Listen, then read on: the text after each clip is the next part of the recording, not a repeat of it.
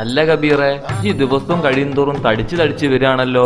എന്ത് ചെയ്യാനാ, എത്ര പട്ടിണി കിടന്നിട്ടും തടി ഒട്ടും കുറയുന്നില്ല. പോരാത്തതിന് വയറും. അല്ല, ഇപ്പൊ ഏതോ ഒരു എണ്ണയോ തൈലോ അങ്ങനെ ഏതാണ്ടൊന്നില്ലേ വയറ് കുറയ്ക്കാൻ? അത് വയറ് കുറയ്ക്കാനുള്ള സാധനല്ല, കയ്യിലെ കാശ് കുറയ്ക്കാനുള്ള സാധന. അതൊക്കെ കുറെ വാങ്ങി തേച്ചതാ. അതിന്റെ കുപ്പി കൊണ്ടാ ഇപ്പൊ വീടിന് ചുറ്റും വേലി കെട്ടിയത്. നിങ്ങള് ഗഫൂർ ഖാനെ കണ്ടാ മതിന്ന്. മൂപ്പരിപ്പ് ഇതിൽ വലിയ എക്സ്പേർട്ട് അല്ലേ? ആണോ? അതേന്ന്. വയറ് കുറക്കാനുള്ള എന്തൊക്കെയോ എളുപ്പ വഴികള് മൂപ്പര് കണ്ടുപിടിച്ചിട്ടുണ്ട്. എന്നാ പിന്നെ ഇപ്പൊ തന്നെ ഗഫൂർ ഖാന്റെ അടുത്ത് പോട്ടെ. ഗഫൂർ ഖാ എന്തേനു മോനെ?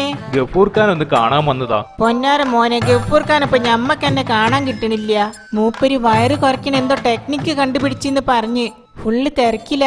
മൂപ്പരിപ്പോ പൊരയിലുണ്ടോ? നമ്മളിവിടെ തന്നെ ഉണ്ട്. വയറ് കുറയ്ക്കാനുള്ള എന്തോ ഒരു ഐഡിയ നിങ്ങളെ കയ്യിലുണ്ടെന്ന് അറിഞ്ഞിട്ട് വന്നതാ. ഒന്ന് പറഞ്ഞു തന്നാ വലിയ ഉപകാരായേനു. അത് വളരെ സിമ്പിൾ ആണ്. ഇവനെ എഴുതിട്ടോ. വയറ് കുറയ്ക്കാനുള്ള 6 മാർഗങ്ങൾ. നിങ്ങൾ വേഗം പറയും. പോയിന്റ് 1, ചുറ്റി വരിഞ്ഞ് വയറിങ് ചെയ്യാതിരിക്കുക. എന്ത് പറയുന്നത് ആദ്യം ഈ ശ്രദ്ധിച്ചു കേക്ക്.